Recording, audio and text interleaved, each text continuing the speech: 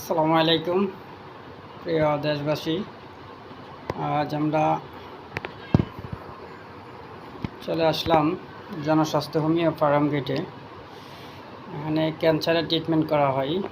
আমরা একজন রোগীর সাথে কথা বলবো, রোগীর গার্জিয়ান। উনি মূলত 28/2/2026 প্রথম মাসে চিকিৎসা করেন এবং আজ আজকে 30/3/2026 দ্বিতীয় মাসে ওষুধ নিতে আসলো। চলেন রোগীর সাথে একটু কথা বলি, রোগীর গার্জেনের সাথে। আসসালামু আলাইকুম। আপনাদের হোম ডিস্ট্রিক্ট কোন জায়গায়? সুনামগঞ্জ। কোন জায়গায়? গোবিন্দগঞ্জ। রোগীর প্রথম কি সমস্যা হয়েছিল? মানে এটা টিউমার হয়েছিল না? খাওয়া দাওয়ার সমস্যা হইতো।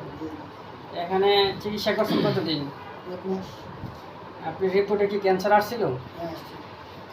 1 মাস চিকিৎসা করে এখন কি অবস্থা? যদি আগের চেয়ে স্বাভাবিক, হাঁটাচলা, খাওয়া দাওয়া, ব্রিথিং সব স্বাভাবিক না? এখন কি দ্বিতীয় মাসে ওষুধ নিতে আসছেন? স্যার আসসালামু আলাইকুম। স্যার উনি তো প্রেসক্রিপশন করতেছেন, এটা হয়তো রোগীর কি অবস্থা এখন? আমাদের এখানে রোগীটা আসছে গত মার্চ মাসে। তো প্রথম মাসের ওষুধ দেওয়ার পরে লাগিলে মোটামুটি এখন রোগীর অবস্থা খুবই ভালো।